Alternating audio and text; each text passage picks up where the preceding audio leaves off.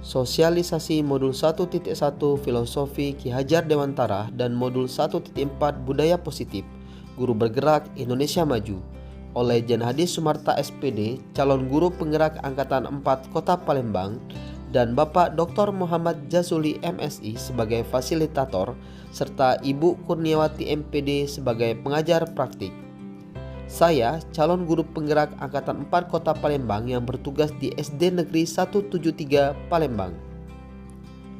Berikut ini sosialisasi yang telah saya lakukan.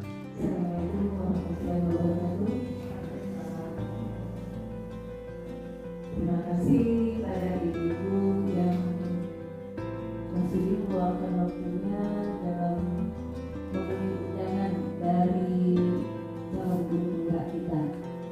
Adapun maksud dari acara ini adalah salah satu kegiatan dari calon guru penggerak di dalam tugas-tugas mereka yang selama 9 bulan ini.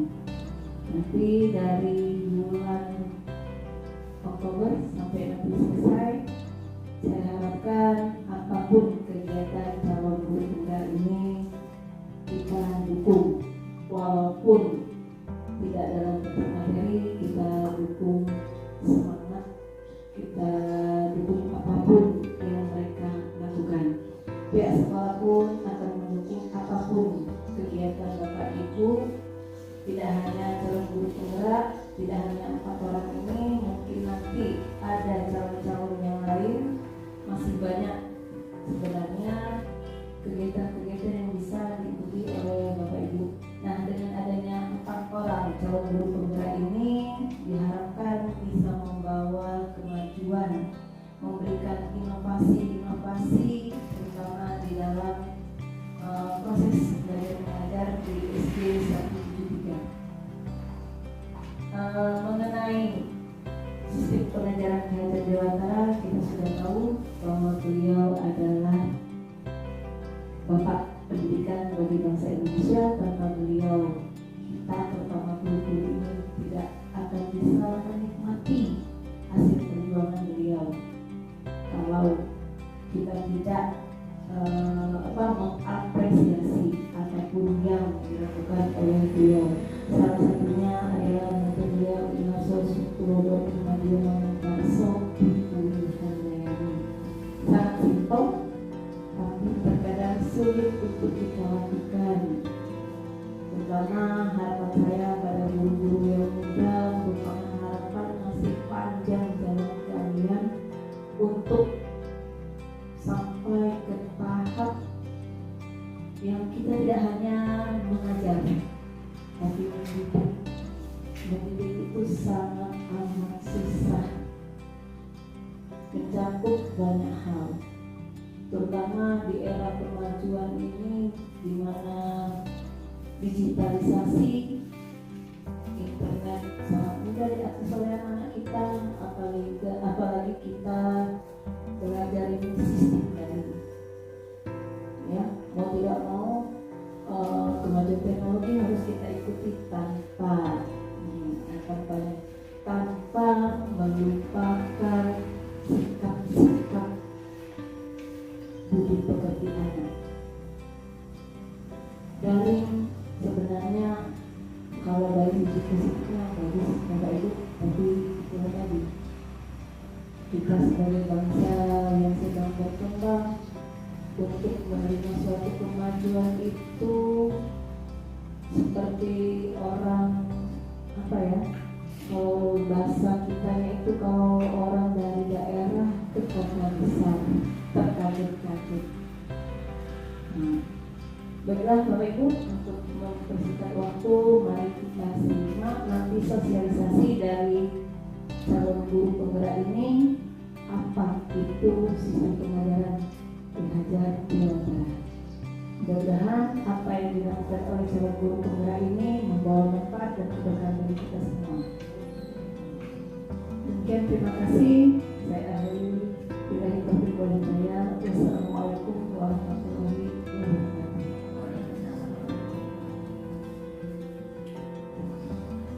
Terima kasih kepada Kepala Sekolah SD Negeri 173 Palembang yang telah memberikan sedikit kata sambutan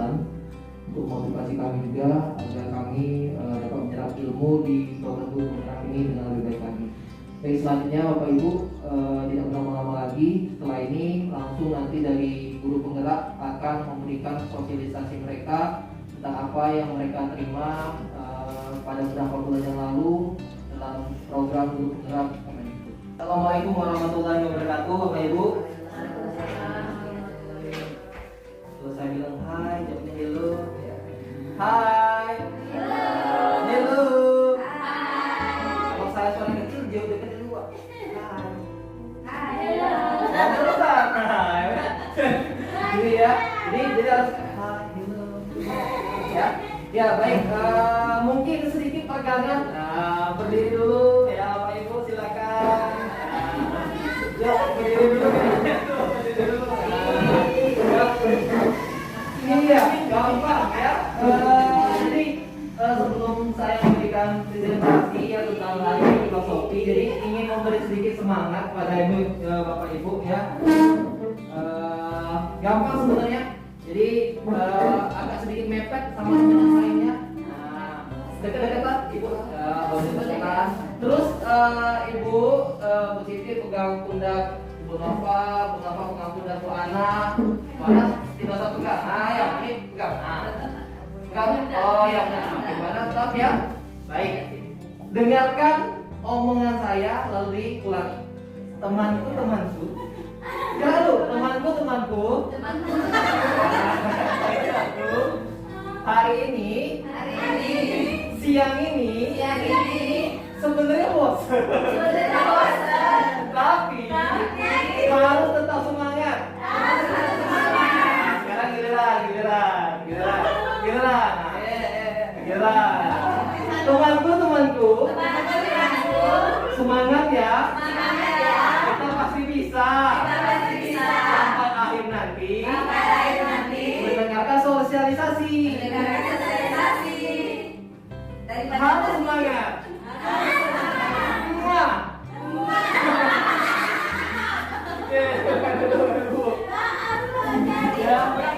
Ya.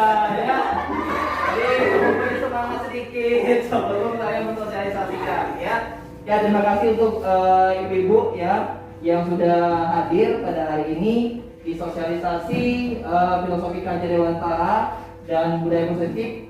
Jadi hari ini saya Jan Hadi Sumarta, calon guru penggerak angkatan 4 Kota Palembang, ingin menjelaskan sedikit tentang apa yang sudah kami terima di program guru penggerak ini. Jadi, hai. Ya.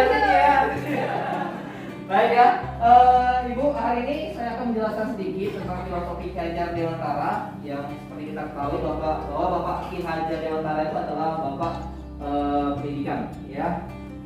Baik, selanjutnya saya akan memberikan sedikit pemaparan tentang Ki Hajar Dewantara. Jadi Ki Hajar Dewantara ini menginginkan bahwa guru-guru itu untuk selalu mengingat bahwa setiap anak itu memiliki kodratnya. Seperti itu Bapak Ibu. Jadi anak-anak memiliki kodratnya yang harus kita sebagai seorang guru membawa kodrat itu selain kodrat alam sama kodrat zamannya. Nah, anak-anak itu sudah memiliki kodratnya masing-masing Bapak Ibu. Terkadang anak-anak, kalau mungkin ibu-ibu pernah lihat anak-anak yang hobi menggambar. Mungkin anak-anak tersebut kalau kita bawa dia untuk selalu menggambar atau yang baik-baik, mungkin dia bisa menjadi seorang pelukis nantinya. Nah, jadi bagaimana kita sebagai seorang guru membangun kodrat alam anak tersebut. Nah, sedangkan kodrat alam pada zaman bagaimana? Kita harus membawa anak. Makanya kadang-kadang kita harus sebisa mungkin untuk mengajak anak untuk belajar dengan cara mungkin menggunakan media pembelajaran seperti itu. Jadi kita membuat anak juga mengetahui apa-apa yang secara teknologi menggunakan fokus seperti yang saya lakukan sekarang ini, seperti itu. Selanjutnya bahwa Ki Hajar Dewantara itu ada semuanya. Pertama adalah ingarso sumpulodo. Artinya kita sebagai seorang guru itu harus memberikan contoh. Seperti saya misalnya, jika saya ingin meminta anak-anak untuk rambutnya rapi, maka seorang guru harus rambutnya terlebih dahulu rapi. Seperti Bapak Ibu atau Ibu-ibu ingin anak-anak menggunakan jilbab yang baik dengan cara jilbab misalnya yang syar'i atau bagaimana. Tapi kalau untuk Islam mungkin tidak ada yang syar'i ya Bapak Ibu ya. Misalnya pakai jempol nanti ya. mungkin menggunakan jilbab yang baiklah untuk anak-anak, mungkin jilbab seperti itu. Terus dan juga imadia mengkapsel, artinya di tengah-tengah membangkitkan semangat. Nah, kita juga telah membangkitkan semangat anak. Jadi anak itu mau senang sekali kalau misalnya kita memberikan semangat kepada dia. Misalnya anak-anak yang lesu, kita bilang, oh semangat anak-anak, kamu pasti hari ini bisa. Nah, seperti itu. Jadi apapun yang dia lakukan kita harus memberikan semangat. Dan terakhir itu tulisan hati, artinya memberikan dorongan. Nah, kamu pasti bisa, kamu pasti bisa. Gitu Bapak Ibu ya. Jadi tapi bukan diungkapkan, cukup kita dalam hati saja. Jadi nggak usah di depan dia, kamu pasti bisa, kamu pasti bisa. Begitu ya Bapak Ibu ya. Jadi itu cukup di hati kita pasti bisa seperti itu. Selanjutnya adalah ada pemikiran filosofi ya Ki Hajar Dewantara. Yang pertama itu adalah pendidikan sesuai kodratnya, itu tadi Bu, sesuai kodratnya. Jadi kodrat anak tadi ya, bahwa ini adalah menuntut sebuah kekuatan kodrat untuk mencapai kebahagiaan ya dan kekuatan setinggi-tingginya. Jadi anak itu ingin kita ajak belajar dengan cara bahagia. Jadi bagaimana caranya, mungkin untuk guru-guru kelas 1 mengajak bernyanyi, atau mungkin belajar itu kita ubah, misalnya lagu balonku ada 5 kita gunakan dalam pembelajaran, seperti itu ditampilkan ya. Terus ada juga keunikan setiap anak itu unik Bu. Tadi saya bilang tadi bahwa anak-anak kadang-kadang di kelas itu ada yang hobi gambar, ada yang hobi ngoceh, mungkin nantinya jadi pembawa acara, ya kita nggak tahu ya Bu ya. Yang menggambar hanya jadi pelukis, yang hobi nendang-nendang misalnya jadi pemain bola, ya kan? Yang lari-lari jadi pelari, kita tidak tahu bahwa setiap anak itu unik. Terus permainan adalah pendidikan, ya tadi ya bagusnya terkadang kami calon guru penggerak itu diajarkan, mungkin ibu-ibu ya yang sudah lebih dahulu mungkin berkecimpung di dunia pendidikan. Dahulu itu mungkin orang-orang guru-guru itu mengajar ada yang sesuatu yang menarik, mengajar bernyanyi misalnya, nah dengan bermain. Nah terkadang kita kadang-kadang bingung bagaimana kalau mengajar anak kelas 6, anak kelas 5. Kadang-kadang mungkin mereka malu untuk bermain. Nah tinggal kita bagaimana mengajak anak tersebut belajar sambil bermain dengan cara atau dengan tingkat mereka. Kalau anak kelas 1 bagaimana, anak kelas 2 bagaimana, kelas 3 dan sampai kelas 6. Terus guru sebagai penuntun, jadi bukan jadi kalau penuntun itu artinya kemana mereka kita ikuti. Nah kalau mereka kira-kira salah jalannya, kita tarik seperti itu. Sama seperti kita misalnya menuntun anak. Jadi jangan kita menarik, tapi menuntun. Jadi menuntun itu artinya dia mau kemana kita ikuti, selama baik tempatnya, ya kita ikuti. Tapi kalau tidak baik, kita tarik, kita arahkan tempat yang baik. Selanjutnya pada pemikiran filosofi Ki Hajar Dewantara ada budi pekerti. Anak-anak kita sebagai seorang guru itu tidak hanya mengajar, tapi mendidik. Mendidik itu artinya membuat sifat anak yang tidak baik menjadi baik, seperti itu. Jadi bagaimana caranya? Kadang kita tidak tahu bahwa lingkungan di luar dari sekolah itu yang membuat dia juga kadang-kadang berubah. Nah bagaimana seorang guru merubahnya? Seperti itu. Selanjutnya kode alam dan zaman tadi Bu. Jadi kode alam itu bahwa anak itu memiliki kodenya masing-masing. Kita tidak tahu, jadi kita tidak bisa bilang kamu bodoh, kamu tidak akan bisa jadi orang, tidak bisa seperti itu. Bahwa setiap anak itu pasti jadi orang, tapi kita tidak tahu jadi apa. Kalau jadi orang sudah jadi orang, seperti itu ya. Kalau jadi orang sudah jadi orang.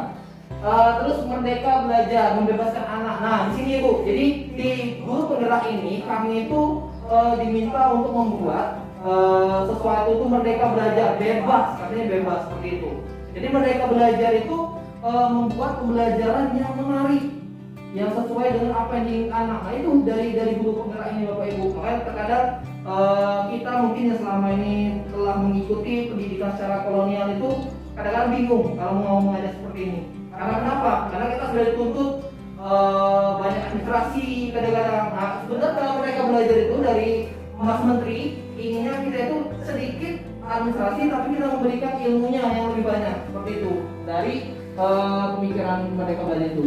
Terus profil pelajar Pancasila, jadi tujuannya itu dari mereka belajar yaitu menciptakan siswa yang berprofil pelajar Pancasila. Nah apa saja sih pelajar Pancasila itu?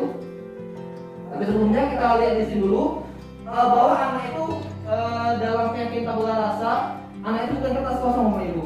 Mungkin selama ini Bapak Ibu berpikir bahwa anak itu kertas kosong yang kita sebagai guru membuatkan ukiran di kertas tersebut. Ternyata tidak. Setelah kami belajar di calon guru penggerak ini bahwa anak itu sudah ada apa yang kita bilangnya garis-garis yang tidak tampak. Ya, atau kalau kita membedakannya pensil sama pena. Nah, itu pensil tidak bisa dihapus, pena tidak bisa dihapus, pensil bisa dihapus. Nah, kita sebagai seorang guru itu ya itu tadi, kira-kira pensil itu bagus, garisnya kita tebalkan. Namun kalau misalnya tidak bagus, ya kita hapus, kita ubah lagi bentuknya seperti itu. Kalau kita membuat gunung, ya, kalau gunungnya kira-kira bentuk peta, salah kan? Nah, makanya kita ubah ke dalam bentuk yang sesuai dengan gunung. Kalau saya bahas gunung, baik. Tanya ya. Ini langsung contoh ya. Jadi tadi ya, depan menjadi teladan, terus di tengah membimbing, Inmadia Mankaso, terus kemudian Dani di belakang mendorong. Selanjutnya tadi kita bahas tentang profil pelajar Pancasila. Yang pertama itu bahwa profil pelajar Pancasila itu Bapak Ibu beriman dan bertakwa kepada Tuhan Yang Maha Esa. Jadi anak-anak kita ajak untuk beriman dan bertakwa kepada Tuhan Yang Maha Esa. Tidak hanya guru agama. Iya, tidak hanya guru agama. Kita juga sebagai guru wali kelas harus selalu mengingatkan, ya anak baca doa. Karena terkadang guru wali kelasnya di kelas daripada guru agamanya. Makanya sebisa mungkin kalau bisa kita sebagai wali kelas kita duluan ke kelas mendisiplinkan, berdoa, baru nanti bisa menggantikan sama guru agamanya. Seperti itu ya. Hai. Halo. Iya, jadi saya ingin mendengarkan ya, ingin didengarkan ya. Baik, selanjutnya tadi beriman tadi ini udah bisa kita lihat bahwa berdoa tadi, terus mungkin melakukan sholat duha, walaupun kita mungkin di sekolah kita belum ada musola, tapi bagaimana caranya seorang guru itu selalu mempersiapkan, mungkin dengan di kelasnya atau bagaimana. Dan pada saat mungkin seperti kita ketahui bahwa Ibu selama ini berapa tahun ini kita belajar secara daring, jadi terkadang kita melihat anak-anak itu dalam budi pekertinya, salamnya agak kurang, ya. Waktu kita misalnya lagi tes termogan, cuma langsung, ya kan? Misalnya, tanpa ada kata assalamualaikum bu, selamat pagi, ya tidak ada kalau kita lihat. Makanya kita sebagai seorang guru mengingatkan bahwa anak jika diperiksa ditemukan oleh gurunya, guru piket, silakan memberikan salam seperti itu. Kalau mengingatkan. Selanjutnya adalah mandiri. Jadi anak-anak diajarkan untuk mandiri. Mandiri itu misalnya kita melakukan sebuah kegiatan di kelas, mungkin anak-anak kelas 5, 6 dengan benar-benar kayak gini ya, bisa ada sendiri. Tapi untuk yang kelas 1, 2 ya bisa mungkin untuk misalnya membuat prakarya dalam bentuk kertas ya diawasi atau gunakan ini saja daripada menggunakan gunting seperti itu. Terus ada bernama kritis. Nah, mungkin anak-anak kelas 5, kelas 6 ya, atau kelompok yang mungkin sudah membahas atau belajar dengan cara berdiskusi. Nah, berdiskusi di depan, terus teman-temannya misalnya memberikan pertanyaan-pertanyaan, ya. Makanya kita harus menumbuhkan nalar kritis anak-anak untuk berpikir. Atau mungkin ibu misalnya pertama masuk kelas misalnya langsung memberikan sebuah pertanyaan. Boleh itu, jadi kita tuh langsung pelajaran kita hari ini kita langsung memberikan stimulus seperti itu. Ya, motivasi bu, atau memotivasi anak-anak seperti itu bisa juga ya untuk membuat anak-anak itu bernalar kritis. Misalnya kita langsung anak-anak 5 kali 2 berapa? Nah itu boleh. Jadi langsung untuk perkalian. Jadi langsung memberikan sebuah untuk mereka bernalar kritis tentang apa yang dipelajari. Mungkin bahasanya tentang perkalian hari ini seperti itu bu. Selanjutnya adalah kreatif. Nah, kita harus mengajarkan anak-anak untuk kreatif. Kreatif itu dimulai dari gurunya. Setelah gurunya baru ke anaknya. Jadi jangan ke anaknya, tapi kita memberikan contoh dahulu, baru kita minta anak untuk kreatif, lebih kreatif lagi dalam belajar atau dalam membuat sesuatu yang menarik. Selanjutnya bergotong royong. Nah, bergotong royong Bapak Ibu, ya. Bergotong royong juga membuat anak-anak itu kalau dalam Pancasila itu dalam sila ke-3, yaitu persatuan Indonesia. Sebenarnya dalam sila-sila 1-5 itu termasuk dalam gotong royong. Ya, ada mungkin musyawarah siapa yang kita hari ini. Ya, seperti itu Bapak Ibu. Jadi bergotong royong. Selanjutnya adalah berkebinekaan global. Nah ini yang ditekankan, bahwa anak-anak jangan hanya tahu lagu-lagu Palembang, tahu juga lagu-lagu luar. Nah, dia berkebinekaan global itu artinya kita tidak hanya mengetahui tentang daerah kita, tapi tahu juga tentang daerah-daerah lain. Dengan misal tadi kita belajar menggunakan media, kita bisa menggunakan fokus. Misalnya mereka yang selama ini tidak tahu, misalnya tari-tari kecak dari Bali, akhirnya dengan mereka melihat Infokus media pembelajaran elektronik, akhirnya tahu seperti itu. Nah, itu tadi tentang filosofi Ki Hajar Dewantara, Ibu. Nah, selanjutnya kita akan menemukan budaya positif pada siswa. Jadi tentang budaya positif, ya, tentang budaya positif pada anak. Jadi anak-anak kita akan bahas tentang budaya positif. Selanjutnya apa itu budaya positif? Budaya apa, positif apa? Ya. Budaya positif ialah kebiasaan yang disepakati bersama untuk dijalankan dalam waktu yang lama. Jika kebiasaan positif ini sudah membudaya, maka nilai-nilai karakter yang diharapkan akan terbentuk pada diri anak. Nah, jadi kebiasaan yang disepakati. Nah, dalam budaya positif itu terdiri dari beberapa, ada paradigma, ada hukuman, ada disiplin positif, kebutuhan dasar manusia, yakin kelas, posisi kontrol, dan segitiga restitusi. Mungkin akan saya sedikit membahasnya agar lebih tepat, ya. Apa itu paradigma? Paradigma itu menurut R. Covey, Principle Center Leadership, ya, 1991 menyatakan bahwa bila kita ingin membuat kemajuan perlahan, sedikit-sedikit ubahlah sikap atau perilaku Anda. Nah, jadi kalau dalam calon guru penggerak ini kami diminta untuk merubah prinsip paradigma kami bagaimana cara mengajar. Yang selama ini mungkin dengan cara pembelajaran kolonial diharapkan seperti Mas Menteri inginkan, yaitu dengan mereka belajar. Jadi anak-anak kita seluruhnya kepada anak seperti itu. Ada sedikit kata-kata bahwa kita harus menghambat kepada anak. Nah, mungkin kata-kata itu dulu Ibu, waktu kami itu dalam gerak pertama agak sedikit miris. Kok guru harus menghambat kepada anak? Seperti itu. Padahal kalau kita pikir anak harus menghambat kepada kita. Kita seorang guru punya ilmu yang akan diberikan kepada mereka. Ternyata di sana bahwa menghambat kepada anak itu artinya membuat anak itu senang dalam pembelajaran. Jadi tidak hanya mereka mendapatkan pembelajaran yang ceramah seperti itu. Iya, ada ibu yang sudah sedikit mengantuk. Ya, jadi sedikit fokus ya. Atau kita begini loh ya. Kayak tadi ya Bu ya. Jadi itu tentang paradigma. Selanjutnya hukuman.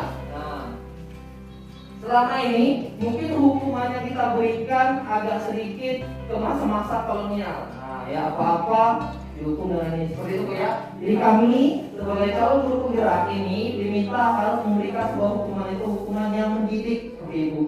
Seperti itu Bu. Mungkin selama ini kita ada di TV ada guru yang ya seperti kita tahu menggunakan tangan ya, memukul atau mencubit. Nah, kalau dari guru penggerak ini dan program guru penggerak ini diharapkan kami sebagai calon guru penggerak ini memberikan hukuman itu mendidik. Jadi kalau anak tidak bisa kalian misalnya dengan cara pojam atau memberikan seperti atau menulis misalnya yang nakal membuat saya nakal hari ini. Jadi mungkin dengan cara seperti itu membuat tulisannya selama ini jelek jadi bagus. Jadi sesuatu hukuman itu harus hukuman yang mendidik seperti itu yang diharapkan. Selanjutnya disiplin positif. Nah Ibu, disiplin positif. Apa sih disiplin positif? Ya disiplin. Anak-anak harus kita disiplinkan. Bagaimana caranya? Tadi saya misalnya sebagai seorang guru menginginkan anak untuk rambutnya rapi misalnya. Ya kita sebagai seorang guru berikan contoh dulu, disiplinkan ya. Atau mungkin kita mendapat kebijakan dari kepala sekolah untuk misalnya memberitahukan anak-anak bahwa mereka harus pakaian rapi. Nah kita disiplinkan. Begitu juga tentang kehadiran. Kehadiran juga ke sekolah harus tepat waktu. Jadi seperti itu. Selanjutnya adalah tujuan disiplin positif. Nah, tujuan disiplin positif itu bahwa untuk bekerjasama dengan siswa dan tidak menentang mereka. Seperti itu. Bahwa penekanannya membuat kekuatan bisa didik, bukan mengkritik kelemahan mereka. mereka. Nah, jadi kita dilarang Ibu untuk mengkritik kelemahan anak. Jadi terkadang kita tuh, tapi tidak bisa dipungkiri ya Ibu, terkadang saya juga seperti itu. Kadang-kadang ada emosi ya, ada emosi saat terkadang. Padahal ya kita tidak bisa memungkiri bahwa kita tuh harus pikir seperti ini kadang-kadang, bahwa anak di sekolah tuh ya kita anggap sama seperti anak kita seperti itu. Makanya terkadang bagaimana caranya sedikit demi sedikit, misalnya yang tidak bisa membaca belajar ABC, jangan sampai Z, ABCD itu F, besoknya jadi seperti itu. Jadi perlahan. Jadi kita tidak boleh meremehkan mereka. Tadi kata saya tadi Ibu, terkadang yang sukses itu malah yang nakal. Iya Ibu, terkadang yang sukses itu malah yang nakal. Yang ingat kita sebagai guru yang nakal. Iya, bukan yang diem selama ini, misalnya kita ini tidak. Karena itu saya rasa kadang-kadang di jalan ketemu anak tidak kenal dengan kita, tapi yang nakal kenal, Pak. Nah, jadi kadang-kadang itu yang kita harus. Jadi kita juga jangan meremehkan kelemahan mereka. Selanjutnya yaitu kebutuhan dasar manusia. Nah, ada penguasaan, cita kasih sayang, kebebasan dan kesenangan. Apa saja kebutuhannya itu? Nah, kebutuhan bertahan hidup. Kebutuhan bertahan hidup itu adalah bersifat fisiologis untuk bertahan hidup, misalnya kesehatan, rumah, dan makan. Ya anak-anak, sebelum belajar pasti kita nanya, udah sarapan belum? Kadang-kadang restu itu mungkin belum sarapan. Mungkin kita kalau misalnya seorang guru yang ada sedikit kelebihan keuangan misalnya, boleh kita kalau atau itu jajannya ya, tapi yang penemenan Bu ya, seperti itu. Terus selanjutnya adalah cinta dan kasih sayang. Nah ini Bu, cinta kasih sayang pada anak tadi kata saya tadi Bu. Jadi kita tidak boleh meremehkan dia, ya. Kata kasih sayang itu seperti itu ya. Ya jadi cinta dan kasih sayang. Kita seorang guru harus selalu mencintai dan menyayangi anak didik kita. Jadi kami diharapkan bahwa seorang guru penggerak itu cinta kepada peserta didik, sayang kepada peserta didik. Walaupun bukan anak yang lahir mungkin dari perut kita tapi kita diharapkan, atau yang bukan kita didik dari kecil, memang kita harapkan dapat kita juga cintai dan kasih sayang. Jadi itu yang diharapkan dari guru penggerak ini. Selanjutnya adalah penguasaan. Nah, penguasaan itu apa? Kebutuhan ini berhubungan dengan kekuatan untuk mencapai sesuatu. Jadi di siswanya ya Bapak Ibu ya, penguasaan. Kebutuhan ini berhubungan dengan kekuatan untuk mencapai sesuatu. Jadi kadang-kadang seperti pelajaran matematika. Kita ambil pelajaran matematika Bapak Ibu. Penguasaan. Kadang anak-anak ada yang cepat bisa menghafal perkalian, namun ada juga yang lambat. Nah sekarang bagaimana caranya? Ada yang caranya kita mengajarkan penambahan, bahwa anak-anak penambahan, bahwa setiap kalian 2 ditambah 2.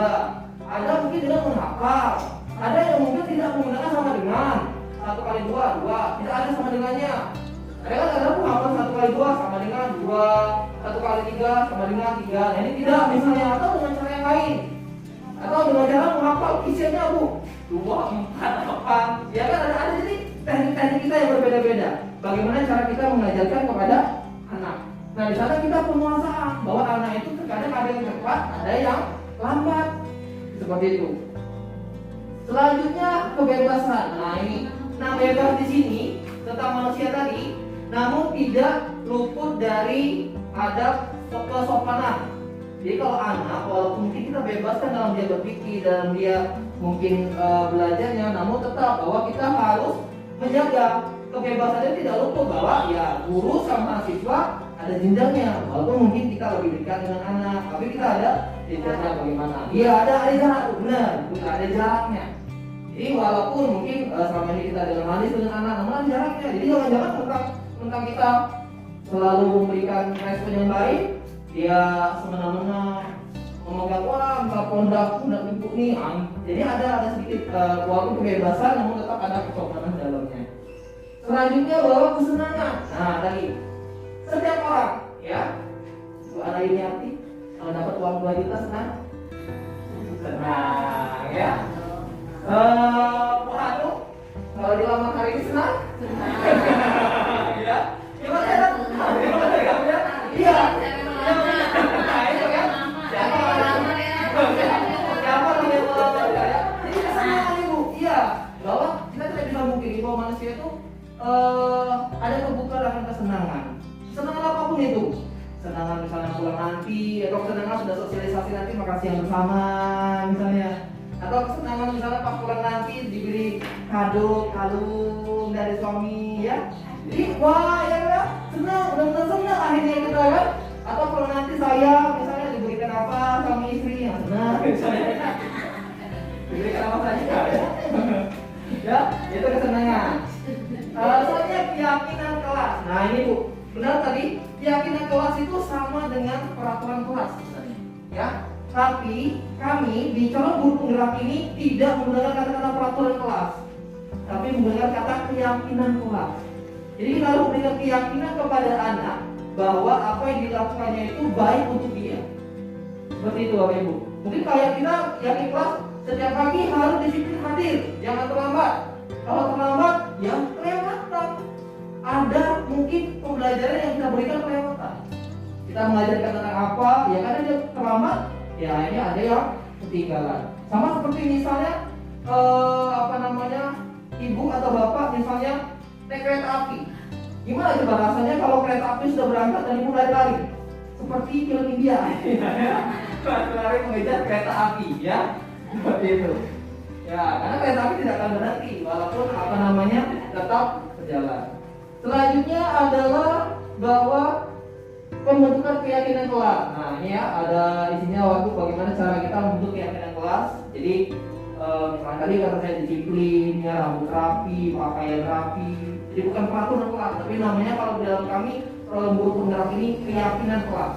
Jadi meyakinkan anak bahwa yang kita berikan adalah ya benar Bu, ada sesuatu yang untuk kebaikan dia, karena bukan sesuatu paksaan seperti itu. Makanya keyakinan kelas itu kalau kami mungkin pada saat loka karya Bapak Ibu diminta kepada anak, kepada kami.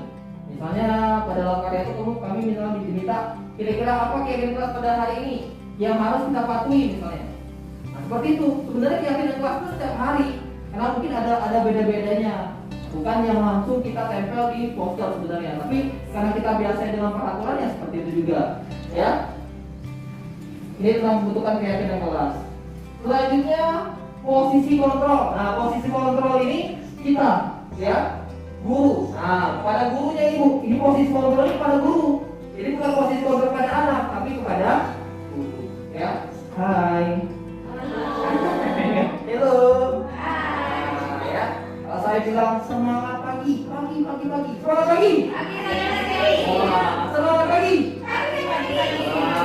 Ya. Iya, doanya siap. Ya benar, ini siap. Tapi semangat pagi. Iya. Ya, pada posisi motor apa Ibu? Penghukum. Nah, ini Ibu, ini yang saya mau beritahukan kepada Bapak Ibu, bahwa kami pada guru penggerak ini menghukum, tetap kita menghukum, namun dengan cara yang baik tadi, menghukum yang mendidik. Jadi menghukum yang gambar ini Bu, dilarang, nggak boleh lagi. Konyol, nggak boleh lagi. Emosi, aduh, kadang-kadang ya. Iya, tapi kita tuh kami diam. Kadang-kadang ada emosi ya, tidak bisa keluar kadang-kadang di rumah. Makanya kita menghukumnya tidak boleh Ibu, ya. Jadi tidak ada pada guru tidak boleh lagi hukum seperti ini. Jadi hukumnya itu ada hukuman yang baik kepada anak. Walaupun kadang-kadang mungkin ada di pikiran kita, kalau hukumnya baik-baik Pak, lagi anak melunjak, seperti itu ya. Nah tapi kami kadang-kadang berpikir juga bagaimana biar anak-anak tidak melunjak. Nah itu kadang-kadang. Jadi intinya bagaimana cara kita pendekatan kepada anak. Terus membuat orang merasa bersalah. Ini juga Ibu. Posisi kontrol seorang guru yang membuat orang merasa bersalah juga kalau dalam bentuk gerak itu tidak baik. Jadi kami itu diajarkan, diberitahukan bahwa ini sih posisi kontrol itu. Ada yang membuat orang merasa bersalah, ya. Misalnya tadi dia salah sekali, kita menjudge-nya atau kita menggiring opininya bahwa itu nakal misalnya, atau misalnya dia mengganggu temannya, lalu kita merasa bahwa itu suka mengganggu seperti itu. Jadi membuat orang merasa bersalah. Selanjutnya adalah teman. Nah ini yang baik kita sebagai seorang guru. Jadi mengajak anak belajar sambil bermain misalnya sebagai teman. Namun tadi tidak mereka selalu ya Ya, mereka harus tahu Ibu bahwa ada jenjangnya antara guru dan siswa, guru dan murid. Walaupun kita merasa kita berteman dengan mereka, seperti itu. Terus di sini monitor atau pemantau. Nah, bedanya seperti ini. Di monitor, misal memantau, mungkin guru piket ini, ya, monitor bahwa anak-anak, ya, yang mana misalnya yang datang terlambat, atau terkadang juga misal pimpinan, ya, pada sekolah dasar juga seperti juga memonitor dan memantau bahwa apa yang terjadi di sekolah atau di tempat dia mengajar. Mengawasi anak, jadi mengawasi anak bertanggung jawab atas perilaku orang yang kita awasi seperti itu. Selanjutnya adalah manajer. Nah, manajernya ternyata tidak hanya kepala sekolah, guru juga adalah seorang manajer. Apa? Yaitu memberikan sesuatu mentor kepada anak. Jadi anak itu tidak kita beri hukum, dia sendiri menghukum dirinya. Seperti itu. Tapi tetap dengan hukuman yang mendidik. Misalnya kata saya tadi, misalnya dia ribut, lalu ngomong-ngomong, ngobrol dengan temannya, kita berikan hukuman dengan cara menuliskan apa, menulis misal saya tidak akan nakal lagi, saya tidak akan ngobrol lagi, seperti itu. Selanjutnya adalah segitiga restitusi. Nah, ini restitusi adalah proses kolaboratif yang mengajarkan murid untuk mencari solusi untuk masalah dan membantu murid berpikir tentang orang seperti apa yang mereka inginkan. Ini segitiga restitusi, Ibu. Jadi membantu murid menjadi lebih memiliki tujuan. Anak-anak, apa sih cita-citamu? Misalnya, Pak, aku nak jadi tentara, aku nak jadi polisi. Ada anak saya tuh satu, Bapak Ibu, ingin jadi YouTuber. Ya. Jadi tadi saya bahas tentang pelajaran biotik sama abiotik. Biotik itu kalau gitu, saya bilang, kan biasa YouTuber menggunakan guys, hai guys, saya bilang jangan seperti itu, kamu gunakan hai biotik semuanya, bisa seperti itu ya. Ini masih kembali itu semuanya. Jadi ada kata-kata selain hai guys ya, seperti itu. Jadi memiliki tujuan. Jadi restitusi segitiga restitusi ini untuk membuat anak memiliki tujuan. Jadi mengajarkan dia bagaimana cara dia kedepannya, apa sih cita-cita dia, seperti itu. Selanjutnya adalah ini dia segitiga restitusi. Jadi segitiga restitusi ini, Bapak Ibu, ini mungkin kami guru penggerak sudah menjalankannya di kelas kami, bahwa kami di sini diminta untuk mungkin memberikan, karena ada anak nih yang sering datang terlambat. Jadi kalau untuk SMP itu guru BK itu, nah guru BK, jadi yang memberikan mungkin masukan, ya seperti itu. Jadi kenapa sih nak bisa datang terlambat? Kenapa sih nak selalu tidak membuat PR misalnya? Nah ada apa? Jadi kita harus menggali informasi apa? Mungkin pena tidak ada Bu, mau beli pena tidak ada uang, seperti itu. Jadi kita harus mencari tahu. Jadi tidak kita langsung bilang, oh kamu tidak pernah ada PR, tapi kita cari tahu apa sih? Tidak, iya benar, apa sih kendalanya? Seperti itu. Itu untuk segitiga restitusi. Jadi mencari. Baik. Jadi itu terakhir Bapak Ibu tentang bahasan kami melalui guru penggerak. Yang kami harapkan waktu setiap modul kami akan mensosialisasikan. Ini modul 1 yang telah kami selesaikan sebagai calon penggerak angkatan 4 Kota Palembang. Insya Allah nanti di modul 2 juga ada sosialisasi dari kami. Kami harapkan Bapak Ibu Pak Sekolah untuk selalu mungkin senang dalam saat kami mensosialisasikan. Insya Allah mungkin apa yang kami terima bisa kita realisasikan, sehingga kita sebagai kami sebagai calon guru penggerak dan saya juga dan dari Sumatera berharap sekolah kita mungkin jadi sekolah penggerak nantinya. Itu harapan kami. Ya, jadi walaupun kita sedikit Bu, ya semangat Bu ya. Jadi walaupun kita sedikit, gurunya kita harapkan sedikit ini bisa membuat perubahan yang lebih baik itu ke depan. Baik, terima kasih Bapak Ibu atas perhatiannya pada siang hari ini. Terima kasih banyak semangatnya, walaupun tadi sudah ada yang ngantuk-ngantuk ya. Kami harapkan apa yang kami sosialisasikan hari ini dapat bermanfaat. Saya akhiri, wabillahi taufiq wal hidayah. Wassalamualaikum warahmatullahi wabarakatuh.